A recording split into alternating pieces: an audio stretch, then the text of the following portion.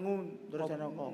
Suwe ra tau penanggih kok. Ya kowe rencanane mau arep disangoni. Oh, Sangoni karo Ndara Janaka kuwi dhuwit pirang ngatus real ngono akeh banget. Tenanan Pak. Ya, Wing ngomong wis omongan karo. Wis ngendika karo aku. Heeh, ngendika karo. Engko Petruk kek ana dhuwit sing akeh saka aku dienggo sangu mati ya. Yes. Lo gak apa-apa Pak ya. Nah, aku pesen ya Pak. Pesen piye? Nek aku mati, kok 7 dina tulung bancak ana. Oh iya wong aku ki wong tuamu kok ya. Engko nek wis 40 dina ora sambuk bancaki. Lha ngopo? Lah wis nyusul aku. Lah kok kowe entungake Pak. Lah wis aku. Serembukan perkara mati. Malah. Matur Pak. Nyadong dawuh Ndara Bagus. Yo Kakang Semar. Pawartane kepiye lan anak-anakmu Kakang Semar?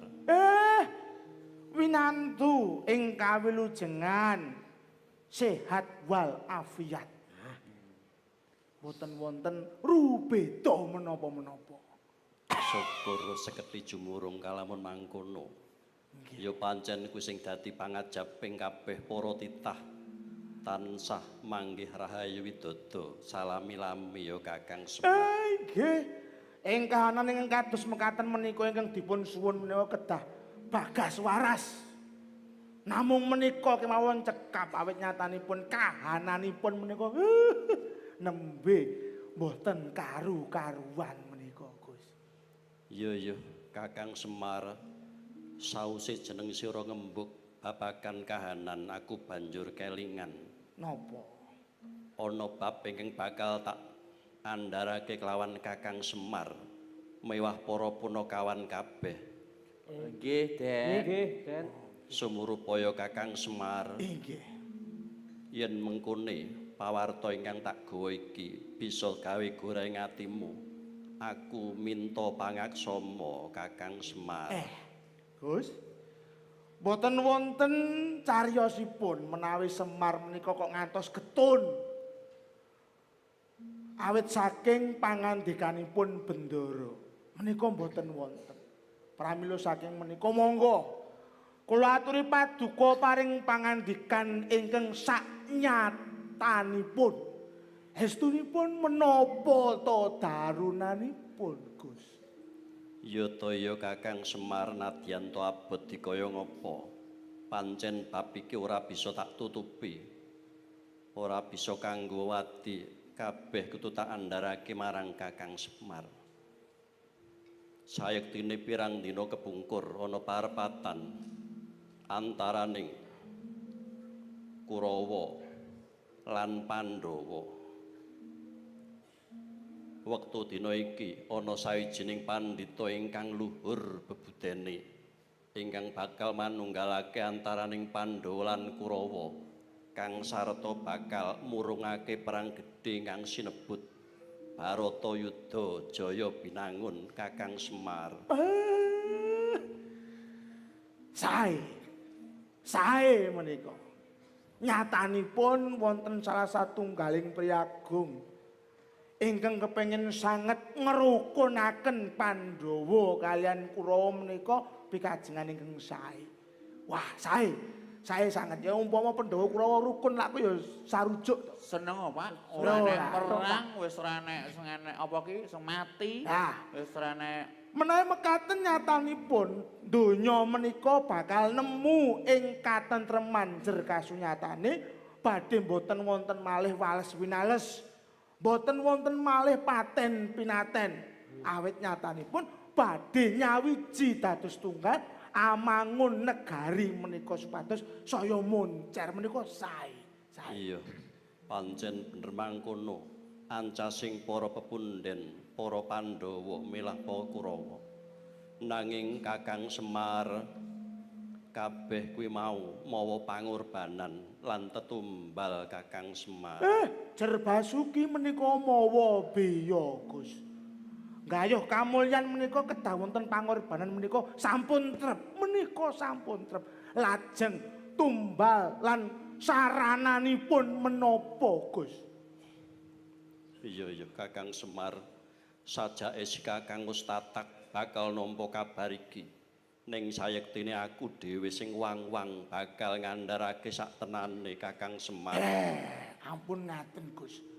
Paduka menika jinejer dados pirantining jagat ingkang kedah nuwuhaken katentreman ing jagat raya menika. Najan dikadosa pundi aurat sarananipun kedah paduka tempuh. Mbok menawi kula lan anak-anak kula menika saged sabiyantu, Gus. Iya, Kakang Semar, sayektine sing kudu kinarya korban kuwi ora ana liya kejaba wong boga sampir.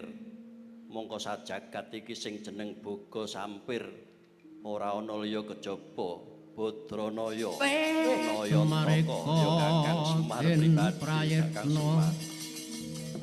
Semuririku ambale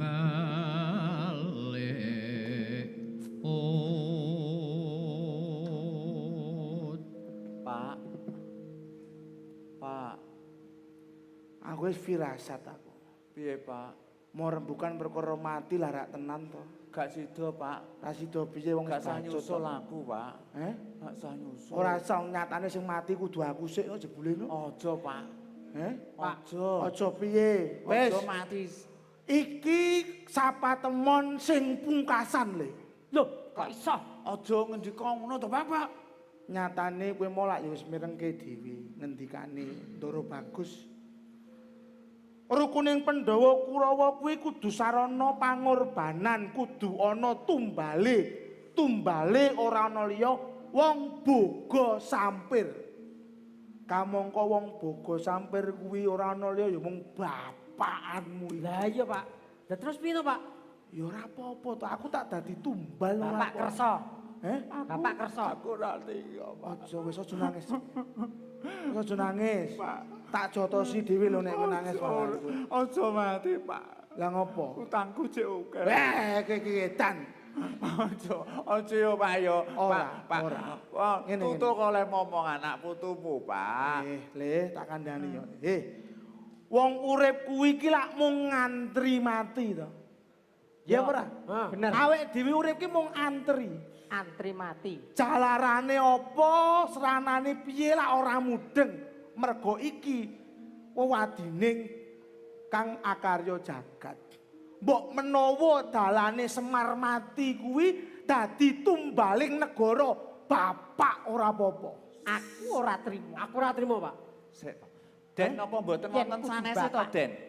Kang Petruk mawon, Deng. Niki ingkang momong paduka lho, Den. Umpami digantos mendo ngoten pripun? Nggih. Napa lembu? Mendoi mbahmu wong ki kudu kok dikijoli mendoi. Mbok menawa kena, Pak. Lho, sak truk apa rong truk, sak kereta apa rong kereta lho. Wis. Pranyata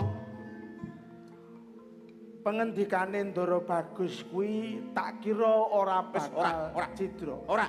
Ora piye? Ora trimo. Ora bakal. Aku ora trimo. Kena ora trimo. Lah nek ora trimo kuwi kowe arep ngopo? Tetep bapak Alang-alangi. Bila no. Lah tandingmu Ndara Janaka Ora idep. Aku wis mudeng kekalahane Ndara Janaka. Ayo, Reng. Ngopo? Maju sik. Aku mbok korbanke. Ora, ayo diperang. Bela bapak lho, Reng. aja ngono lho. Wis ben ora apa-apa, aku mati ora apa-apa. Aku ora trimo. Iki wis urusane cah nom, Pak. Ayo, maju, Kang. Mengko dhisik Nala Gareng tak elingake kelawan kowe. Napa teh? Sayektine aku iki mung saderma nindakake dawuhe Kaka Prabu Puntadewa.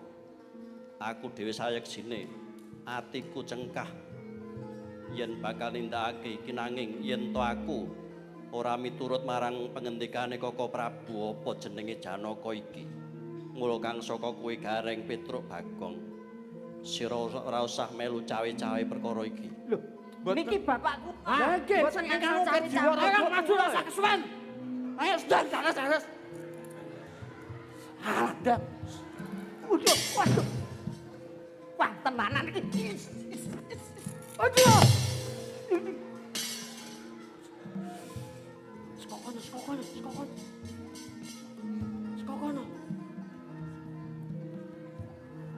wis to Gareng. Yen nganti astaku nempiling kowe tenanan. Eman-eman banget. Ora wedi iso sumbyur kowe Gareng. Ora wedi. Wedi kula. Kula Pakmu dipateni. Kula pilih mati. Kendenge terus ngono lho. Iki kok kono. bapak lho. Hati-hati lho, Le. Wis ora sah. Tenang ora apa-apa, aku mati mbelani bapak ora apa-apa. Oh ya matur nuwun nek ngono matur nuwun. Heeh. Lho tegese kowe iki tresno Oh, karo iya. bapakmu ngono lho, Le. Hei. Si. Waduh. Kang, kesik. Ayo Kang, cepet Kang. Wis. Hei. Iki lho. Kekrek. Wis. Hei! Kae lho. Iso aku sing mbok kampleng. Duh, lara lho. Hah. Wis to Petro. Kula tetep boten trima. Alek kaya niku bapak kula. Najan to kaya gombal niku ya bapak kula. Tetep kula bilani. Matur nuwun. Lah, Pak kok, Lek. Ayo. Tangan. Rumah sakit. Kiwa Kuburan. mati kowe. Kae lho kok. Oh iya. Wis.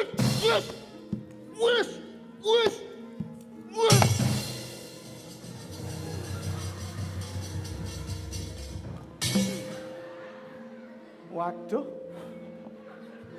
Pak, Piye? Tetep mbok bacutke apa ora, Gong? tak bacutke. Ampun tenanan.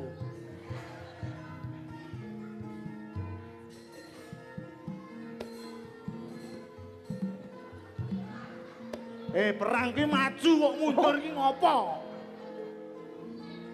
Ujak. Wis lupa ujak. Waduh. Pun Gus.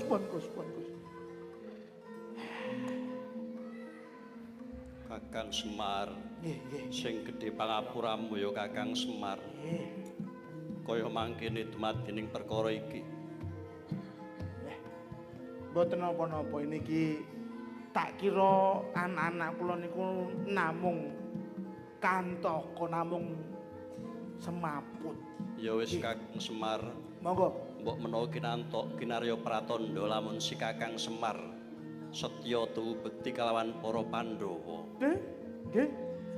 Sumpah prasetyanipun Badranaya nglilakaken jiwa raga kangge katentremaning Pandhawa. Kula blaken dada kula sumangga, Gus.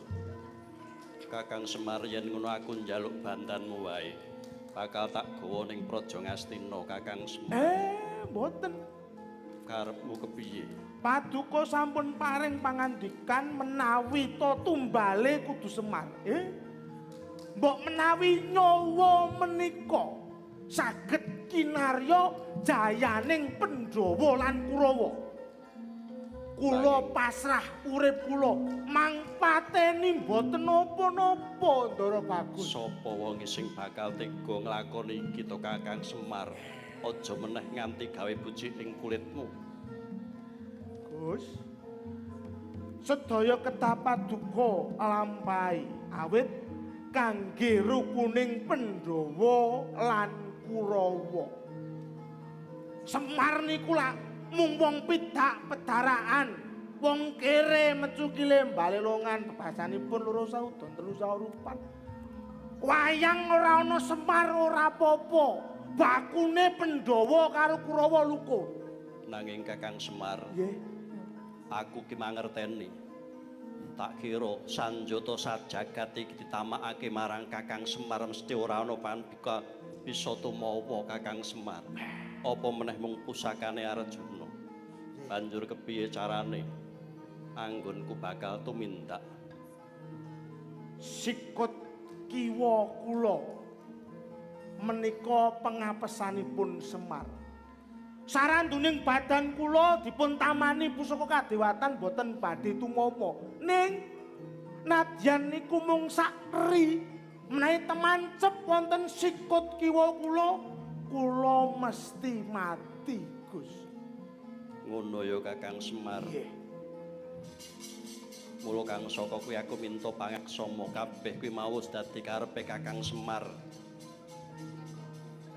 Margadak uno suriga Risang Arjuna amblek sikutipun ingkang kiwa sanalika kaya lurah Naya Badra ical saking Pandulu.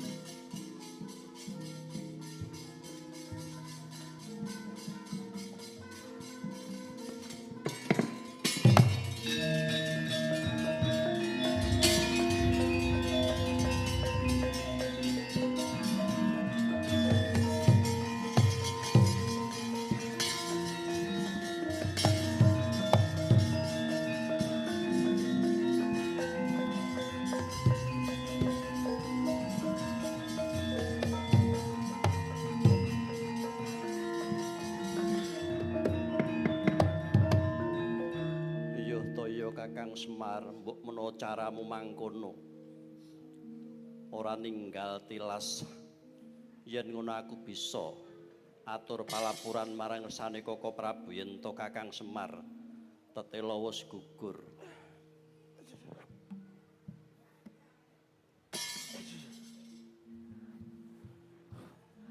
Ha.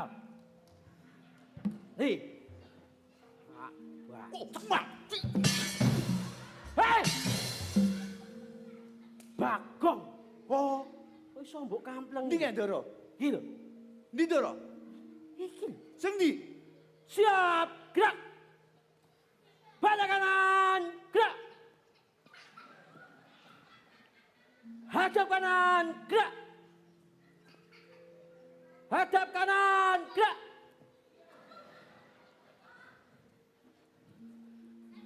Den.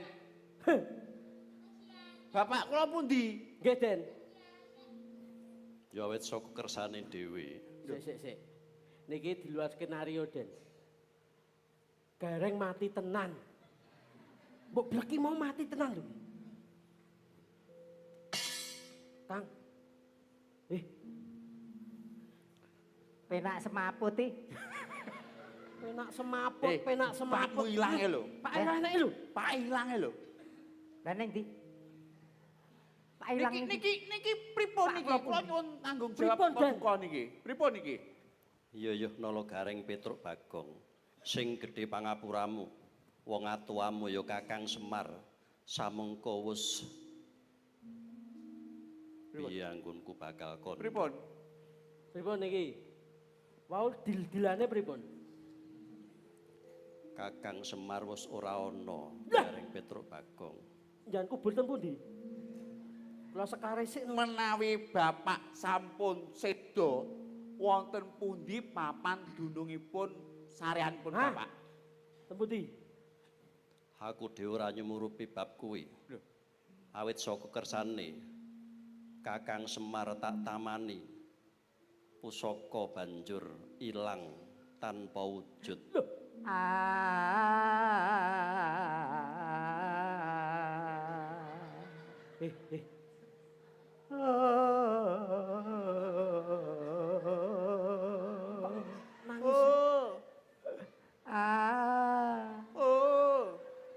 Nangis. Nangis kok nyanyi. Awake dhewe ora iso kaya ngene, Reng. Nah, Goleki sumpama bapak wis seda nggo ndi papan dunung iki kudu digoleki. goleki. Ora trima awake ngene iki. Kowe do reso nangis kok. Aku ora nangis aku. Kowe reso nangis kok. Ora.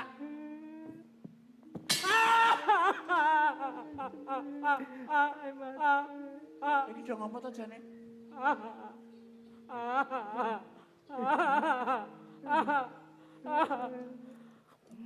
Iki. Salah. Piye to? Goleki bapak. Goleki.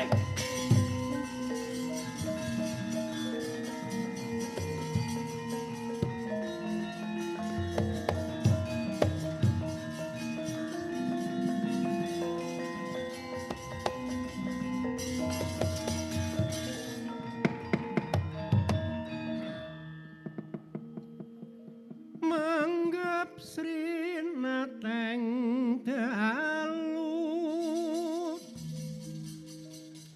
Siniwaka sangya pradase aglaring cakrawala winulat nglangut prandene paksa kebegan saking keing taranggana kang sumiwi warata tanpa selot Semar bakang kondo karo samadyaning Taman Sari Malangkung tejo nganggung ing ngandhape Nagasari Sakaring kadaton Sang Hyang Kamalakum nuli sangka pengrarapo Ciptaan empresu sukeng kalbu Sumar baang kondo Tarum samadyaning Taman Sari Malangkung tejo nganggung ing ngandhape Nagasari Sakaring kadaton Sang Hyang Kamalakum nuli sangka pengrarapo Ciptaan empresu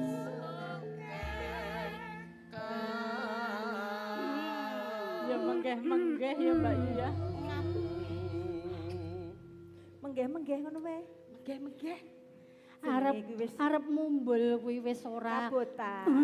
Wis dandana ya orang patek tuwa lho Dewi. Durung nek tuwane Durung. Ning wis semanten. Lah ya ki jiro ning Monggo kula aturi paring mangandikan. Adikku katelune iki lho. Nggih, kados pundi Kok nyi? wis padha klumpukan? Gaweanmu jejibanmu apa wis rampung? Walah, pakaryan pun rampung Tenan kabeh. kuwi. Kari sing durung. Oh, lah mesti gaweanmu. Kabeh wis rampung, kari sing durung. Saiki pun rampung. Iya, aku percaya gaweanmu wis rampung kabeh. Ning dina iki kowe kelingan apa ora? Dina iki awake dhewe iki kadhawuhan nyengker Gusti Putri Lesmonowati. Kelingan apa ora? Waduh pripun to Nyai Bei Madusari menika? Lah piye to? Lawan saiki iki jaman maju, jaman Nah. emansipasi kok. Jek ana dipinyet kok kaya jaman semangka nggih, wae. kok. Dipingit niku nek ajeng dadi manten nika lho nyi. Lah iya. Eh, Gus, piye-piye kowe arep ngomong apa? Piye? Tata cara Ngastina. heeh. Yen putri dipingit kuwi ateges arep didhawuhake. Nah. Lah mbok menawa Gusti Ayu Lesmonowati ku ya arep didhawuhake. Lah bener kandhamu nggih, iki lah nggih. pancen bener. Aku Mbak Yu. Ngene lho. Pripun? Gusti Putri Lesmonowati iki rak wis akhir dimongso ngono kae lho. Sik to, mengke sik. Pancen kudu iki enggal didhawuhke salah sawijining Mengke sik to. Kok akhir dimongso niku lho ngendikane sampeyan niku pripun to nyi? Yen wis dewasa ngono kae jenenge apa? Jenenge niku akhir diwasa. Nah. Tegese wis masa akil balik. Nah. Ae lho. Leres. Yen wanita kuwi wis garap sari kae. Kuwi ya akhir diwasa Mbak Yu. Kok pinter men kowe ya. Mosok ning tegese dewasane wong wadon karo wong lanang ki beda. Lho, bedane kenapa Mbak Yu? Wong wadon kuwi pawakan gedang. Heeh, gedang ngono kae ya. Wong lanang pawakan kambil. Oh, sik to nyi. Sik karepmu Gedang piye karo kuwi? ngambil kuwi tegese piye to Mbak Yu? Nah, karepmu Gedang kuwi piye? yen wis Tuwa, ya toh. Ngono kae mateng Tuwa, ngono kae. mateng, ndur dalu, Heeh. nek randang didahar basa. Oh iya. Ya. Lah terus yang Heeh, ambil Kambil Lah ki yen mau. kambil kuwi saya tuwa, saya garing, ya toh. Heeh. Njur santene akeh. Oh, semanten ngono kae. ya bener. Mulane wong wadon kuwi nek wis kaya iki contone. Ki. Nek Perawan sakmene iki gek urung ana sing gelem iki nglingsemi. Lho, tegese ngene lho. Dadi perawan Wawan tuwa ki wis ya? iya. Piye to aku padane Wawan ki nek wis wawan. tuwa, iki njang di krukupi. Ayen ora iso dipangan codot. Oh, bener. Bener Mbak Yu. Iya iya. Eh, Codote bedane sepiro kuwi? Codote arep codot Piye, saiki piye? karo codot biyen. Piye? Codot saiki kuwi ora tanggung jawab Mbak Yu. Oh, loh. Ora tanggung Lah jawab yen codot piye? saiki biyen kuwi, Heeh. Heeh. kuwi sembodo. Bodo yen saiki codot saiki. Saiki ya bar dicucuk minggat. Kowe Codot kuwi saiki lho. Mbak Kowe Yu. kuwi lho. Dadi kaya codot-codot Kaya kita. mah. Aku ya alami kuwi mergo aku iso Oh, lah ngomong, wis aku wis tau dicot. Kenapa? Wis tau Lah dicucuk. codot Codot saiki. saiki ya. marom Saiki kok Gusti Putri arep miyos. Oh ya wis. Ayo, ayo, Bener. Diparingi sandangan sing apik sing nganane Kan munggo ning ndi ora iso ngadeg. Kene. Ya wis. Tak standarane kene. Rada rene, Kowe rada rene. Di akar ngene lho. Siksak-siksak. telek nyangkrong ing selot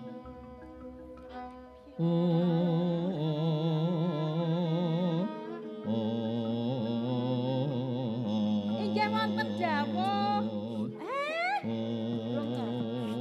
Royo kowe Bali kok ya wis rungon-rungon. dimirengke sik to. Gusti Lesmanawati.